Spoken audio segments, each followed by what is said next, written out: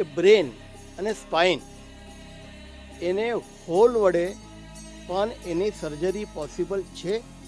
આજના latest instrument સાથે જે સ્કલના તળિયામાં ટ્યુમરો હોય જે નાક વડે અમે ઓપરેટ કરી દેતા હોય, જે એન્ડોસ્કોપથી, જેમાં ઉપર સ્કલ ઉપર કોઈ પણ કાપો નથી આવતો, અને ઘણી સ્કલબેઝની અંદર ટ્યુમર હોય અમે કોઈન જેવું હોલ કરીને બી ઓપરેટ કરતા હોઈએ છીએ. અને નાના મગજની મોટાભાગની સાદી ગાંઠ હોય એ બી કાનની પાછળથી રૂપિયાના સિક્કાના જેવું હોલ કરી એન્ડોસ્કોપ અને માઇક્રોસ્કોપની મદદથી થતું હોય છે. એટલે કી હોલ સર્જરી હોય જેમાં હાર્ડલી 2-3 સેન્ટીમીટરનો ઇન્સિઝન હોય છે અને રૂપિયાના સિક્કા જેવડા હોલમાં સર્જરી થતી હોય છે. અને પેશન્ટની આજે સર્જરી થાય તો કાલે આ પરમ દિવસે 48 કલાકની અંદર ડિસ્ચાર્જ બી થઈ જતા હોય છે. એ રિસ્કી હોય છે સર?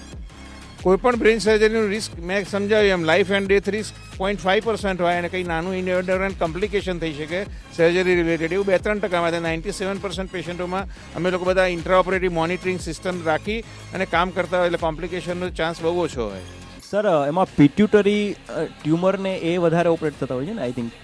નાકમાંથી જે ઓપરેશનો થાય સ્કલબેઝની અંદર ટ્યુમર હોય એમાં પિચ્યુટરી કોમન હોય, પછી ક્રેનિયોફેરિન્જિયો નામની સાદી ગાંઠ હોય છે એ બી નાકમાંથી અમે ઓપરેટ કરતા હોય. ઘણા સ્કલબેઝ મેનિન્જિયોમાં હોય અમે બ્રેઇનનું તળિયું હોય બોન એ ડ્રીલ કરી અને પછી એ કાઢી અને પછી આ રિપેર કરી દેતા હોય. નહીં તો બ્રેઇનનું પાણી પાછું નાકમાંથી બહાર આવે તો કોમ્પ્લિકેશન થતા હોય. નાક એક ડર્ટી કેવિટી હોય એટલે એમાંથી બ્રેઇનમાં ઇન્ફેક્શન જવાનું બી રિસ્ક હોય, પણ અમે નેસેસરી પ્રિકોશન લઈને કરતા હોય એટલે બ્રેઇનમાં ઇન્ફેક્શન ના થાય. Right sir.